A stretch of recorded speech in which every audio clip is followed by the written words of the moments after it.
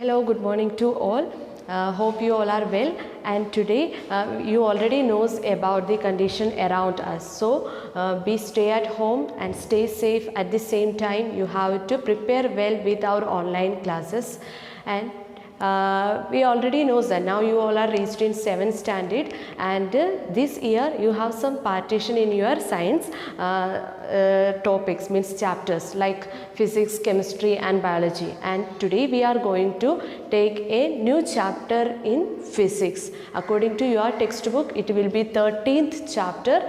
Our 13th chapter is time and motion, and in the previous years we already learned about motion and types of motion. Now we can start our lesson with the topic time.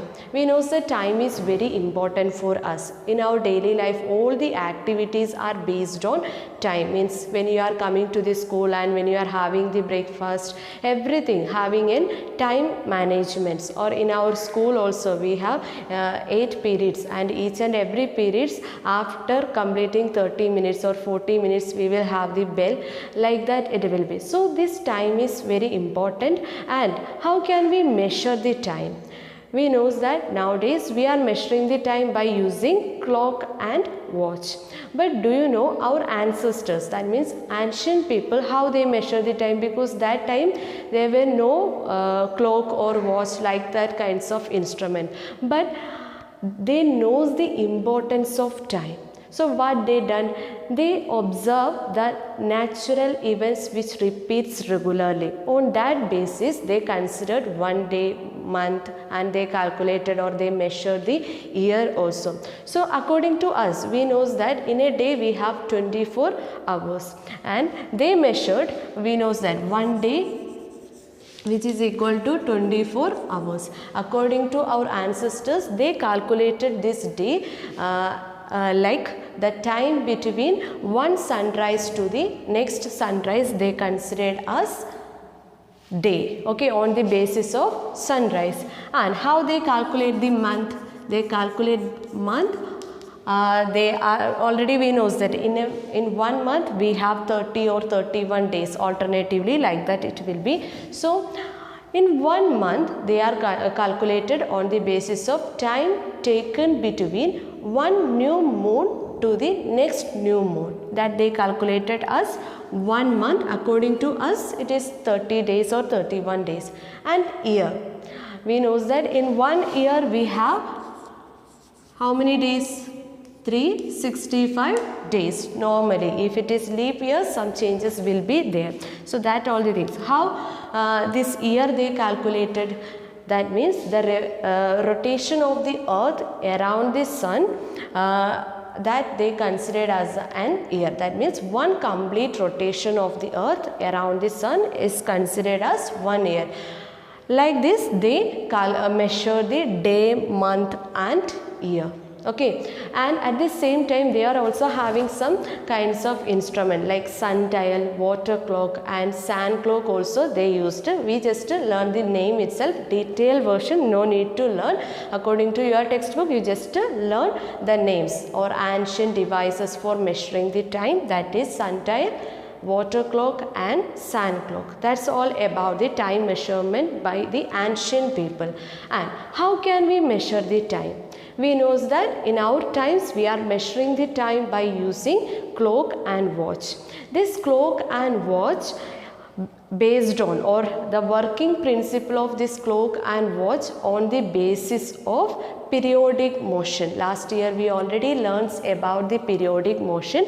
Motion, a body, what is motion? Motion means that an object changes its position with respect to its surrounding. So in the same way we can say that the periodic motion is the motion which repeats in a regular interval of time is considered as periodic motion. For example, we know that in a clock we have hour arm, minute arm and seconds arm. All this rotation, which all that the movement of second arm or minutes arm, it repeats in a regular interval of time. Is it right? So this kind of clock, or if we consider the clock and watch, all these things are based on periodic motion. Now we are going to explain another a simple device, that means a common device which works on the basis of this periodic motion. That instrument or that device name we can consider as, that device is simple pendulum. As the name indicates, simple pendulum, it's a simple device which is its motion or its working is on the basis of periodic motion. Now you can see this is the simple pendulum, okay, and like you can see that in this simple pendulum you can see a metallic ball. This metallic ball is considered as bob, and it is tied with an string or a thread, and that thread is suspended with a rigid support.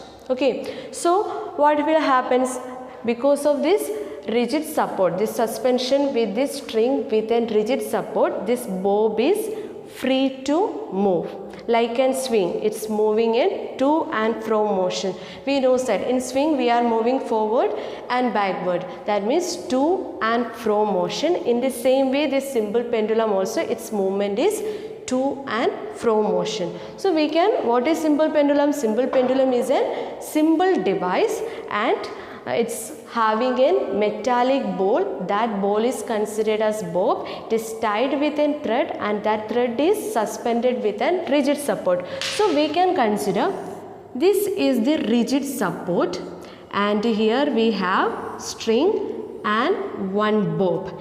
This is the metallic ball. Already I show you that metallic ball, and this metallic ball is considered as bob. It's not bomb, it's bob. Okay, then one string is there. This because of this from this part, this is the rigid support, and from here this thread is suspended from this position. This point is considered as point of suspension.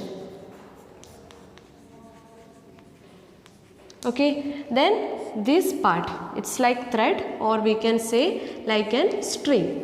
Okay, so this is the structural arrangement of a simple pendulum. In simple pendulum, normally it's having two main things: metallic ball, and at the same time a string, and it is suspended with a rigid support. Okay, so that's all about simple pendulum. Then why we learn about this simple pendulum? Because the simple pendulum works on the basis of periodic motion. All the clocks and watch, that working principle or all its working is based on periodic motion. So the simple pendulum is a simple device which works on the basis of periodic motion. Are you clear? And now we are going to discuss about the terms related to simple pendulum. What are the terms related to simple pendulum? Okay, the first term which is related to this simple pendulum is length of the pendulum. Length of the pendulum. Length of the pendulum. How can we calculate the length of the pendulum? If we consider a pendulum, same pendulum, and so how can we calculate the length of the pendulum? Length of the pendulum is the length from the point of suspension to the middle of the bob. Middle portion of the bob is up to here.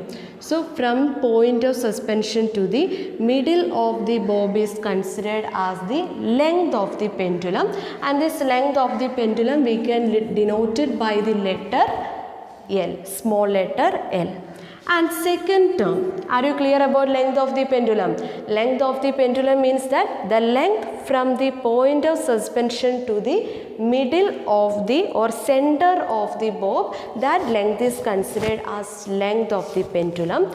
And second one is mean position of the pendulum. Mean position of the pendulum. Mean position of the pendulum means that when we consider this pendulum or simple pendulum, now I am holding it, that's why it's having some movement, and if we are keeping it without disturbing this pendulum, after some time what will happen is this bob comes in a state of rest. That means there will not be any movement, it will be like this rest position, it will come. So this rest position of the bob, that means the bob does not change its position or it comes in a state of rest, that is considered as mean position of the bob. So here you can see bob and this mean position, initial position of the bob is considered as mean position of the pendulum, mean position of the pendulum. And third one we can consider as extreme position of the bob. Extreme of the bob. Extreme position of the bob. What is the extreme position of the bob? I already told you that these are moving in a to and fro motion. From the mean position we are taking it into this side and we just release it. Then what will happen? It starts to move, right? So from this mean position, how much or how far it displaced, that is considered as extreme position. That means if it is moving in this diagram, we can here we can consider like this, it's moving in this side and like this it moving in this side. This position we can consider A, and this one is B, and this one is C. This A is the mean position of the pendulum. This B and C is the maximum displacement of the bob from its mean position, is considered as extreme position. So we can consider extreme position is B and C are the extreme position, mean position is A. Okay. Are you clear? That means extreme position is the maximum displacement. What is the meaning of displacement? Maximum movement of the bob from the mean position. Maximum displacement of the bob from its mean position is considered as extreme position of the bob. Okay, are you clear? And fourth term we can consider as is oscillation of the pendulum. Fourth term is oscillation of the pendulum. What is oscillation? And previous year we already discussed about oscillatory motion. So oscillation is the to and fro motion. For example, if we take a simple pendulum, its motion is every time it will be like this, like an swing, that two side. It will not move in like this or any other direction. It will be in the same path, it's repeating. So that's why we are saying that to and fro motion. This to and fro motion of the bob is considered as what? Oscillation of the pendulum. Oscillation of the pendulum is the to and fro motion of the bob is considered as oscillation. And fifth one we can consider as what? Amplitude of the pendulum. Amplitude of the pendulum. How can we find out, or how can we define amplitude? Amplitude is similar to extreme position of the bob. Extreme position we discussed that maximum displacement of the bob from the mean position.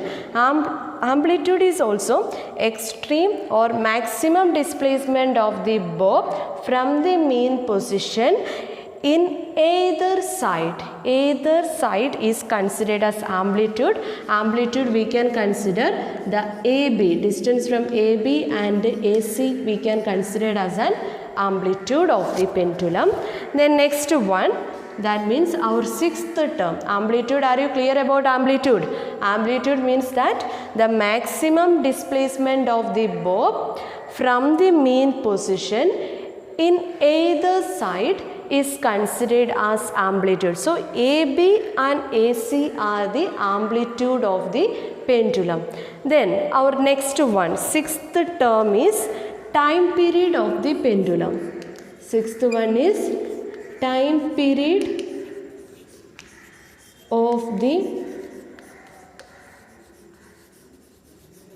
pendulum, and this time period is denoted by capital letter T. What is the time period of the pendulum? How can we define time period of the pendulum? Time period of the pendulum is the the time taken for the one oscillation is considered as time period. For example, listen here.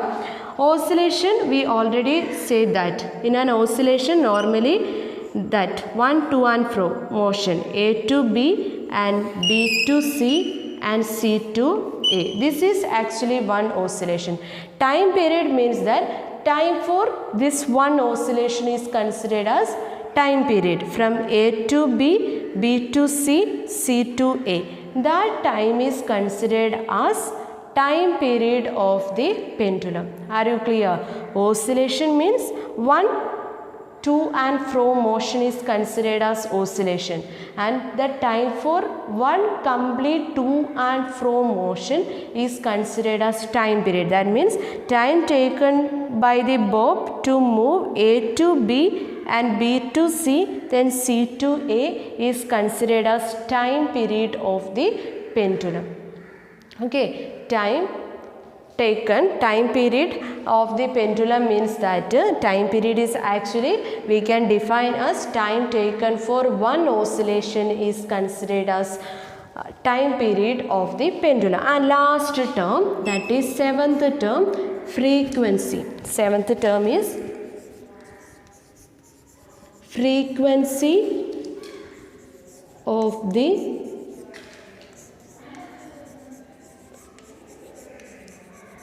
pendulum. Frequency of the pendulum is denoted by F. Okay, frequency of the pendulum we can define it as the number of oscillation. There is not only one oscillation, number of oscillation which completed in 1 second is considered as frequency of the pendulum, and we can find frequency F is equal to 1 divided by T.